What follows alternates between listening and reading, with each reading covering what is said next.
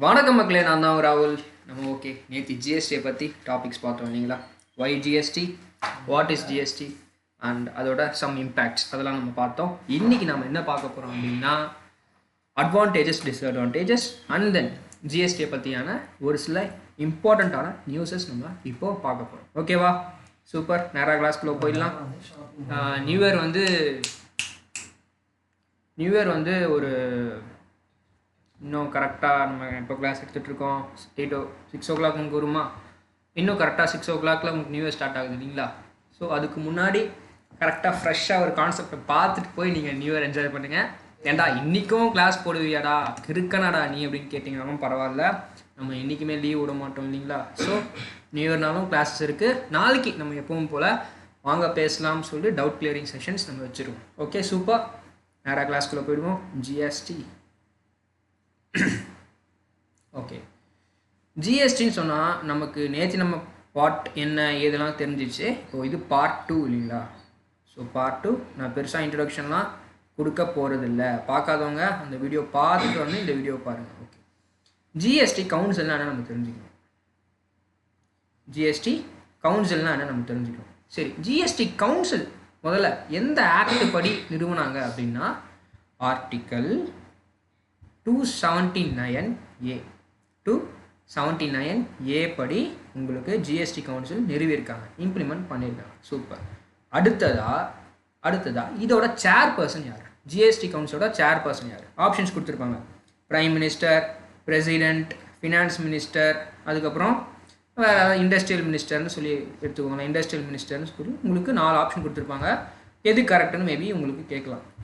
இந்த question already வந்திருக்கு. எது ஆன்சராக நீங்கள் போடுவீங்க? நிறைய பேர் பிரைம் மினிஸ்டர்னு போடுவாங்க, இல்லைனா பிரசிடென்ட்னு போடுவாங்க. ஆனால் அது ரெண்டுமே ஆன்சர் கிடையாது. Answer finance minister.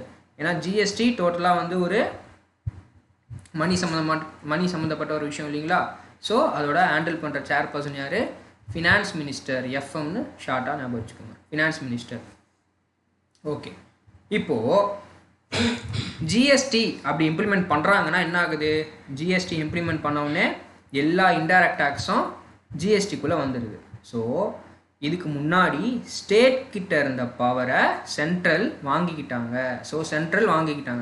ஜிஎஸ்டி கவுன்சில்னு சொல்லி மெஜாரிட்டி ஆஃப் ஓட் பர்சன்டேஜ் வந்து சென்ட்ரல் கிட்ட இருக்குது.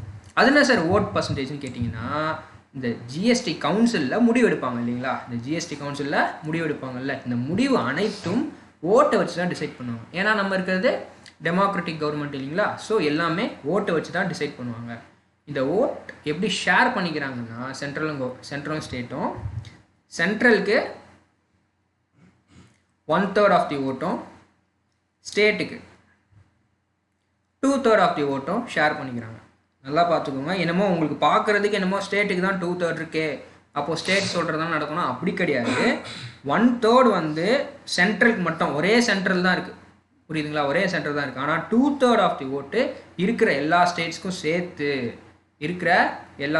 சேர்த்து. So majority of the power யார் வச்சுருக்காங்கன்னா சென்ட்ரல் தான் வச்சுருக்கிறாங்க. ஸோ அவங்க சொல்கிறது தான் நடக்கும். அதையும் தாண்டி நம்ம இன்னும் பொலிட்டிக்கலாக பார்த்தோம்னா, இப்போது சென்ட்ரலில் ஒரு பிஜேபி அப்படின்னு சொல்லி ஒரு பார்ட்டி இருக்குது. அந்த பார்ட்டி தான் நிறைய ஸ்டேட்ஸ்லையும் இருக்காங்க இல்லையா? ஸோ ஆகையால் நிறைய ஸ்டேட்ஸ்லையும் இருக்கிறதுனால அவங்க சொல்கிறது தான் இங்கேயும் நடக்கும். ஒரே நிமிஷம். கமல் கிஷோர் கால் பண்ணேன், எனக்கு கால் பண்ணுறான். வெளியே போய் பேசிட்டு வரியா? நான் உனக்கு மெசேஜ் பண்ணுறேன். சாரி மக்களே, சாரி. ஒன்றும் இல்லை, இங்கே வந்து நியூ இயர் பார்ட்டிக்கான செலிப்ரேஷன்ஸ் பிளான்லாம் போயிட்டுருக்கா. அது சம்மந்தமாக நம்ம கால் பண்ணுறாங்க. நமக்கு கடமை கண்ணியம் கட்டுப்பாடு தான் முதல்ல. நம்ம கிளாஸ் எடுக்க வந்துட்டோம். ஃப்ரெண்டில் உட்காந்து காண்டாக பார்த்துக்கிட்டு இருக்காங்க. பட் எனிவே நம்ம ஃபஸ்ட்டு கிளாஸ் முடிக்கிறோம், படிக்கிறோம், அப்புறமா தான் போய் பார்ட்டி பண்ணுவோம். ஓகேவா? சூப்பர். ஸோ ஓட் ஷேரிங் பார்த்தாச்சு, ஜிஎஸ்டி எந்த ஆக்ட் படி வந்தாச்சுன்னு பார்த்தாச்சு. ஓகே, இப்போது இந்த ஜிஎஸ்டியை யார் டிசைன் பண்ணான்னு பார்க்கணும். இந்த ஜிஎஸ்டியை யார் டிசைன் பண்ணா? இந்த ஜிஎஸ்டியை யாருப்பா டிசைன் பண்ணான்னா அசீம் தாஸ்ன்னு சொல்லிட்டு ஒருத்தர் இருக்கார். அசீம் தாஸ் குப்தா தான் இந்த ஜிஎஸ்டியை டிசைன் பண்ணியிருக்காரு. இதுவும் இம்பார்ட்டண்ட்டான ஒரு ஃபேக்ட். அசீம் தாஸ் குப்தா. ஓகே, அடுத்ததாக வேறு என்ன சார் நம்ம பார்க்கணுன்னா இந்த ஜிஎஸ்டியில் எதெல்லாம் இல்லாமல் இருக்குது, எதெல்லாம் இந்த ஜிஎஸ்டிக்குள்ளே வரல, எதெல்லாம் ஜிஎஸ்டிக்குள்ளே சார் வரல, எல்லாமே வரும்ட்டிங்க. ஆனால் நம்ம வந்து மனுஷங்க குடிக்கிறதுக்கு யூஸ் பண்ணுற ஆல்கோஹால் ஜிஎஸ்டிக்குள்ளே வராது. அதுக்கப்புறம் எலக்ட்ரிசிட்டி, நல்லா பாருங்கள், நீங்கள் யூஸ் பண்ணுற எலக்ட்ரிசிட்டி பில்லு வந்து உங்களுக்கு ஜிஎஸ்டிக்குள்ளே வராது, அது தனியாக தான் இருக்குது, ஓல்டு மெத்தடில் தான் இருக்குது. ஸோ நம்ம தெளிவாக தெரிஞ்சுக்கணும், ஆல்கோஹாலும் நிறைய பேருக்கு இந்த ஆல்கோஹால் தெரியும், ஆனால் இந்த எலக்ட்ரிசிட்டி நிறைய பேருக்கு தெரியாது. அதுதான் காமன் மேனுக்கும் ஒரு ஆஸ்பிரண்ட்டுக்கும் இருக்கிற டிஃப்ரென்ஸாக இருக்கணும். எலக்ட்ரிசிட்டி ஜிஎஸ்டியில் வராதுன்னு உங்களுக்கு தெரிஞ்சிருக்கு. ஓகே, அதுக்கப்புறம் நேற்று நம்ம பார்த்தாச்சு டியூவல் டைப்பு ஜிஎஸ்டிஐ வந்து சிஜிஎஸ்டி, எஸ்ஜிஎஸ்டி, ஐஜிஎஸ்டி. இந்த ஐஜிஎஸ்டிலேயே சிஜிஎஸ்டி ஐஜிஎஸ்டின்னு சொல்லி மொத்தம் அதே கிளைகள் 2 கிளைகளாக பிரியுது, 2 பார்ட்ஸாக பிரியுது இல்லைங்களா. இதெல்லாம் நம்ம நேற்று வீடியோவிலே பார்த்தாச்சு, பார்க்காதவங்க தயவு செஞ்சு போய் பார்த்துட்டு வந்துடுங்க. இன்றைக்கி நாம் முக்கியமாக எதை பார்க்க போகிறோம்னா difference between the old method and new method. Difference between the old method and the new method. Okay, அது என்ன சார் பெரிய டிஃப்ரென்ஸ் ஏதாவது இருக்கான்னா இருக்குது மக்களே, பெரிய டிஃப்ரென்ஸ் இருக்குது. இது ஓல்டு மெத்தடு, இது நியூ மெத்தட். நியூனா ஒன்றும் கிடையாது, ஜிஎஸ்டி. ஓல்டு மெத்தட்னா தனித்தனியாக இருந்துச்சு இல்லையா, சர்வீஸ் டேக்ஸ் அது இதுன்னு தனித்தனியாக கட்டினாங்கல்ல, அதெல்லாம். ஃபஸ்ட்டாக என்ன நம்ம பார்க்க போகிறோம் அப்படின்னா கேஸ்கேடிங் எஃபெக்ட். நம்ம நேத்தியே பார்த்தாச்சு கேஸ்கேடிங் எஃபெக்ட்னா என்னென்னு. இல்லை, கேஸ்கேடிங் எஃபெக்ட் இருக்குது, ஆனால் இதில் ஜிஎஸ்டியில் கேஸ்கேடிங் எஃபெக்ட்டு இல்லை சார். கேஸ்கேடிங்னா என்னன்னு இப்போ யாரும் கேட்காதீங்க, போன வீடியோவில் நான் சொல்லியாச்சு. ஓகேவா, சூப்பர். அடுத்ததாக different states different tax rates. Old மெத்தடில் எப்படி இருந்துச்சுன்னா டிஃப்ரெண்ட் ஸ்டேட்டுக்கு டிஃப்ரெண்ட் டேக்ஸ் ரேட் இருந்துச்சு, ஆனால் நியூ மெத்தடில் அப்படி கிடையாது, மொத்தமாக ஒரே டேக்ஸ் ரேட் தான். நீங்கள் வந்து கர்நாடகாலையும் அதே டேக்ஸ் ரேட்டு தான், தமிழ்நாட்டிலையும் அதே டேக்ஸ் ரேட்டு தான், எந்த ஸ்டேட்டுக்கு போனாலும் அதே டேக்ஸ் ரேட்டு தான். புரியுதுங்களா? ஆனால் அதுக்கு முன்னாடி அப்படி இல்லை, ஸ்டேட்டுக்கு மாறிக்கிட்டே இருந்தது. ஸோ பிஸ்னஸ் பண்ணுறது ரொம்ப கஷ்டமாக இருந்துச்சு.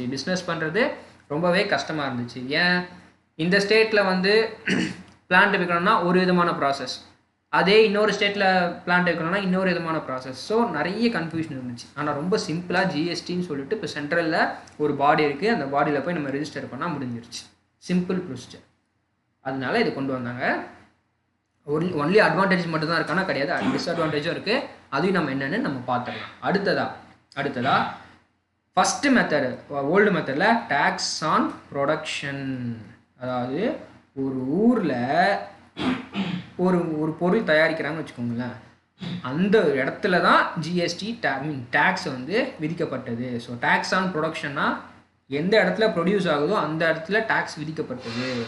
ஆனால் இது tax on sale, tax on consumption or sale அப்படின்னு இது வேணால் வச்சுக்கலாம்.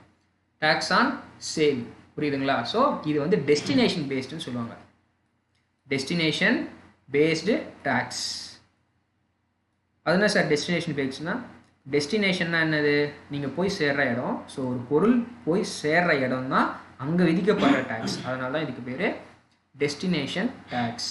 Okay, super sir. வேறு ஏதாவது புதுசாக டிஃப்ரென்ஸ் வேறு ஏதாவது இருக்கான்னா, முக்கியமான இந்த 3 டிஃப்ரென்ஸ் இருக்குது.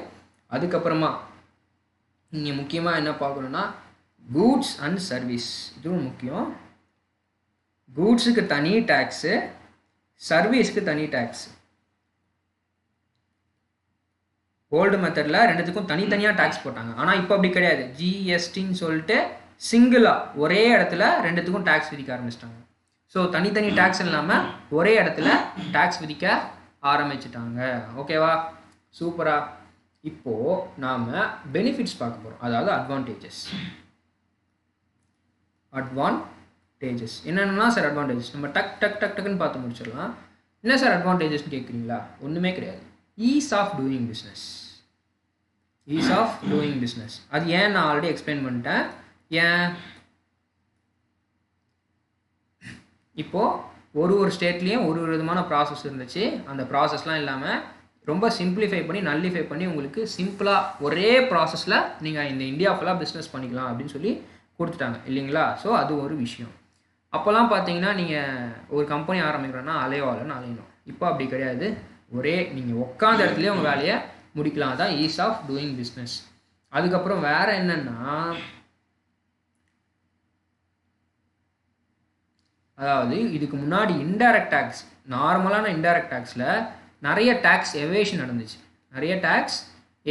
நடந்துச்சு. இந்த எவேஷனை கண்ட்ரோல் பண்ணுறதுக்காகவும் ஜிஎஸ்டி இம்ப்ளிமெண்ட் பண்ணாங்க.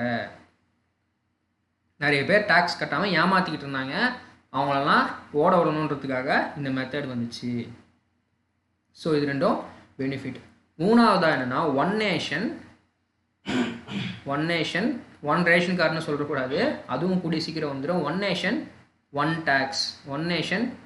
டேக்ஸ்னு சொல்கிறாங்க. ஒன் நேஷன் ஒன் டேக்ஸ்னு சொல்கிறாங்க. Super super super. அடுத்ததாக நம்ம என்ன பார்க்க போகிறோம்னா, கன்சர்ன், அதாவது டிஸ்அட்வான்டேஜஸ். ஒரே நிமிஷம் மக்களே. புகழேந்தி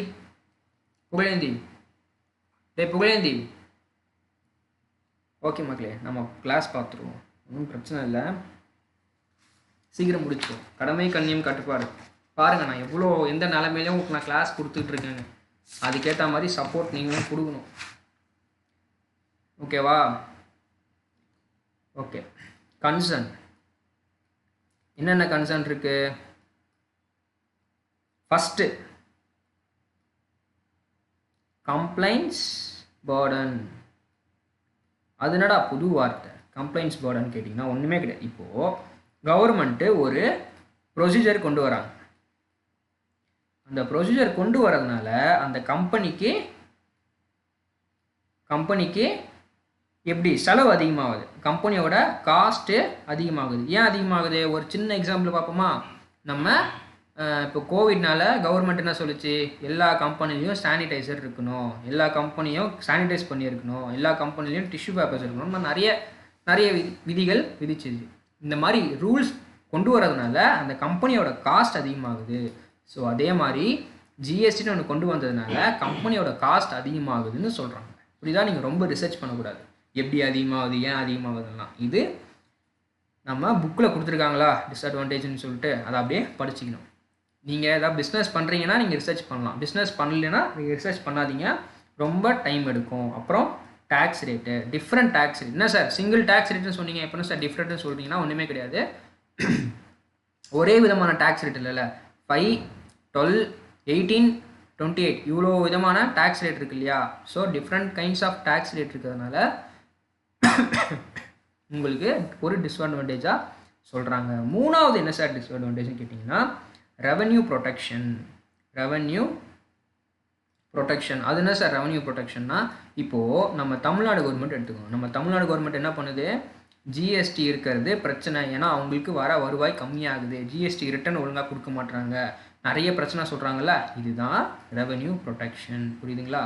இதுதான் ரெவன்யூ ப்ரொடெக்ஷன். என்ன தான் நம்ம ஒழுங்காக பிளான் பண்ணி பண்ணாலும் ஆனாலும் டிஸ்அட்வான்டேஜஸ் இருக்க தான் செய்கிறது. அதுக்கப்புறம் எக்ஸம்டட் கூட்ஸ், அதாவது ஒரு சில கூட்ஸை நம்ம இதெல்லாம் இன்க்ளூட் பண்ணலை. எதெல்லாம் இன்க்ளூட் பண்ணலை? நம்ம ஆல்ரெடி பார்த்த மாதிரி ஆல்கஹாலும் எலக்ட்ரிசிட்டியும் இன்க்ளூட் பண்ணலை. முக்கியமான ஒரு கேள்வி வரும். அப்புறம் பெட்ரோல், இது விட்டோம் பார்த்தீங்களா, பெட்ரோல் அண்ட் டீசல், அதாவது ஃபியூவல்னு சொல்லுவோம் சிம்பிளாக. இந்த மூணுத்தையும் இன்க்ளூட் பண்ணலை. ஏன் பண்ணலைன்னா, இப்போ பெட்ரோலே எடுத்துப்போமே, பெட்ரோலை ஏன் இன்க்ளூட் பண்ணணும்னா, இப்போ பெட்ரோலுக்கான டேக்ஸ் பார்த்தீங்கன்னா அதிகமாக இருக்குது. மோர் தென் 40 to 50% இருக்குன்னு வச்சுக்கோங்க. ஸ்டேட்டு மாறுது, 40 to 50% இருக்குன்னு வச்சுக்கோங்க. அதுதான் ஸ்டேட்டுக்கு ஒரு நல்ல வருமானமே. ஆனால் அதை ஜிஎஸ்டிக்குள்ளே கொண்டு வந்துட்டாங்க அப்படின்னா என்ன ஆகும், உங்களுக்கு மேக்ஸிமம் ஸ்லாபே 28% தான். ஸோ மேக்ஸிமம் ஸ்லாபில் போட்டாலும் கவர்மெண்ட்டுக்கு வர வேண்டிய வருமானம் கம்மியாகிறது. அந்த கம்மியாகிற காரணத்தினால பெட்ரோலும் சரி, எலக்ட்ரிசிட்டியும் சரி, ஆல்கோஹாலும் சரி கொண்டு வரதில்லை. ஆல்கோஹால் ஏன் கொண்டு வரலன்னா, இப்போது அதுக்கு 100% டேக்ஸ் இருக்குது. ஆல்கோஹாலுக்கு இப்போ 100% டேக்ஸு. அதாவது ஒரு பாட்டிலோட விலை 1000 ரூபாய் அப்படின்னா டேக்ஸ் மட்டும் 1000 ரூபாய் வரும். ஸோ மொத்த பாட்டிலோட விலை 2000 உங்களுக்கு சார்ஜ் செய்யப்படும். ஸோ இதை 28% கம்மி பண்ணிட்டோம்னா குடிமகனுக்கு ஜாலியாக இருக்கும். ஜாலியாக இருக்கும். ஆனால் ஒரு கவர்மெண்ட்டாக பார்த்தீங்கன்னா அவங்களுக்கு நிறைய லாஸ் வரும். இப்போ நிறைய பேர் வந்து முக்கியமாக நியூ இயர் டைமில் அதிகமாக விற்கிறாங்க சார், நியூஸில் பார்ப்பீங்க. இந்த கடையில் அவ்வளோ அதிகமாக விற்கிறாங்க, இந்த கடையில் அவ்வளோ அதிகமாக விற்கிறாங்கன்னு சொல்லிட்டு. ஆனாலும் கவர்மெண்ட்டு ஜிஎஸ்டிக்குள்ளே கொண்டு வந்துட்டாங்கன்னா அவங்களுக்கு டேக்ஸ் ரேட் கம்மியாயிடும். அப்புறம் மோர் டு கோ, இன்னும் நிறைய போக வேண்டியது இருக்குதுங்க. ஏன்னா இந்தியா மாதிரி ஒரு பெரிய கண்ட்ரியில் ஜிஎஸ்டியை இம்ப்ளிமெண்ட் பண்ணுறது கஷ்டம். இதுக்கு முன்னாடி ஜிஎஸ்டி எத்தனை கண்ட்ரியில் இருக்குன்னா 150 கண்ட்ரியில் இருக்குது. 150 கண்ட்ரியில் இருக்குது. 150 கண்ட்ரியில் இருக்குது. ஆனாலும் இந்தியா மாதிரி ஒரு பெரிய கண்ட்ரி இது வரைக்கும் ஜிஎஸ்டியை இம்ப்ளிமெண்ட் பண்ணதே இல்லை. ஃபஸ்ட்டு இந்தியா தான் இவ்வளோ பெரிய கண்ட்ரியில் இம்ப்ளிமெண்ட் பண்ணுது. அதனால் கொஞ்சம் ட்ராபேக்ஸ்லேருந்து வெளியே வர்றதுக்கு லேட் ஆக தான் செய்யும். ஸோ அதுக்கு நம்ம வெயிட் பண்ணணும். எப்போவுமே உங்களுக்கு இன்டர்வியூலையோ எதுலையோ ஒரு கொஷின் கேட்குறாங்கன்னா அதை பாசிட்டிவ் நோட்டில் சொல்லுங்கள். எப்போயுமே ஒரு கவர்மெண்ட் ஒரு ஸ்கீம் கொண்டு வராங்கன்னா நீங்கள் அதை பாசிட்டிவ் நோட்டில் தான் சொல்லணும். நெகட்டிவ் பாயிண்ட்ஸ் 2 சொல்கிறீங்கன்னா பாசிட்டிவ் பாயிண்ட் 4 சொல்லணும். நீங்கள் மாற்றி சொன்னீங்கன்னா உங்களுக்கு மார்க் கம்மி செய்யப்படும், கண்டிப்பாக கம்மி செய்யப்படும். புரியுதுங்களா? அதுக்கப்புறம் இந்த ஸ்டேட்டுக்கு ஆகிற லாஸஸை நீங்கள் கம்மி பண்ணணும். ஸ்டேட்ஸ்க்கு ஆகிற லாஸஸை நீங்கள் சென்ட்ரல் கவர்மெண்ட் கம்மி பண்ணணும். இதெல்லாம் மோர் டு கோல இருக்கிற ஒரு பாயிண்ட்ஸு. அதுக்கப்புறம் வேறு என்னென்னா அதுதான் ஓகேவா. நம்ம மோர் டு கோல 3 பாயிண்ட் பார்த்துருக்கோம் இல்லைங்களா? அந்த 3 பாயிண்ட் தான். ஸோ ஜிஎஸ்டியில் என்னென்னலாம் பார்க்குறோமோ அது எல்லாத்தையும் நம்ம பார்த்தாச்சு. பார்ட் 1 பார்ட் 2 சொல்லியாச்சு. பார்ட் 1ல் why GST, types of GST தான் பார்த்தோம். Why GST, what is GST, types of GST பார்த்தாச்சு. இந்த வீடியோவில் டிஸ்அட்வான்டேஜு, அட்வான்டேஜு, அதுக்கப்புறம் இம்பார்ட்டன்ட் பாயிண்ட்ஸு, அப்புறம் மோர் டு கோ இந்த மாதிரியான நிறைய விஷயங்களை நம்ம பார்த்துருக்கோம். ஸோ ஜிஎஸ்டின்னு எடுத்துட்டோம்னா 1 2 3 4 5 6 7 டாபிக் நம்ம ஒரு ஜிஎஸ்டின்னு சொல்லிட்டு இதில் பார்த்துருக்கோம். ஒரு டாப்பிக்கில் நம்ம 7 சப் டாபிக் கவர் பண்ணியிருக்கோம் இந்த 2 கிளாஸில். இதே மாதிரியான விஷயங்கள் உங்களுக்கு கவர் செய்யப்படணும் என்றால் இதை விட இன்னும் சிம்பிளிஃபைடாக, இதை விட இன்னும் பெட்டர் எக்ஸ்ப்ளனேஷனோட, இதை விட இன்னும் டீப்பாக, இன்னும் ஷார்ட்கட்ஸோட இதெல்லாம் வேணும்னா கீழே இருக்க வீடியோ கோர்ஸை கிளிக் பண்ணி பர்ச்சேஸ் பண்ணிக்கோங்க. மக்களே, டிஸ்கிரிப்ஷனில் லிங்க் இருக்குது, கிளிக் பண்ணி பர்ச்சேஸ் பண்ணிக்கோங்க. இப்போது நியூ இயர் ஆஃபருக்கு அது வெறும் 799 ஒன்லி. நியூ இயர் ஆஃபருக்கு அது வெறும் அது வெறும் 799 ஒன்லி. எங்கேயுமே கிடைக்காது. 799க்கு உங்களுக்கு எங்கேயுமே இது கிடைக்காது. நம்ம எஸ்எஸ்சி வீடியோ கோர்ஸோட பேக்கேஜ் வந்து வெறும் 799 ஒன்லி. ஸோ 799க்கு உங்களுக்கு என்னென்னலாம் கிடைக்க போகுதுன்னு பாருங்கள். 799க்கு உங்களுக்கு என்னென்னலாம் கிடைக்க போகுதுன்னா 300 + வீடியோஸ்,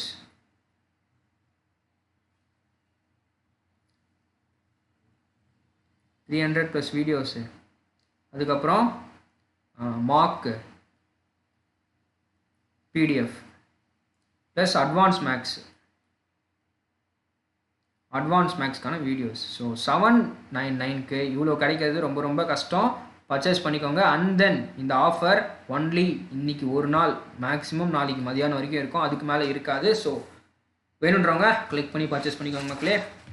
ஓகே நன்றி. இன்றைக்கி ஜிஎஸ்டியில் நம்ம என்னென்னலாம் பார்க்கணுமோ பார்த்தாச்சு. ஸோ 2 வீடியோவும் பார்த்துருங்க. ஒரு வீடியோ பார்த்துட்டு இன்னொரு வீடியோ பார்க்கலனாலும் வேஸ்ட்டு தான். ஸோ ஒரு வீடியோ பார்த்துட்டு இன்னொரு வீடியோ பார்க்கலனாலும் அது வேஸ்ட்டு தான் மக்களே. ஸோ ப்ளீஸ் 2 வீடியோவும் பார்த்துருங்க. கமெண்ட்டில் உங்கள் சஜஷன்ஸை கொடுங்க. ஃப்யூச்சரில் வேறு என்ன டாபிக்ஸ் பார்க்கலாம் அப்படின்றத கீழே கமெண்ட்டில் சொல்லுங்கள்.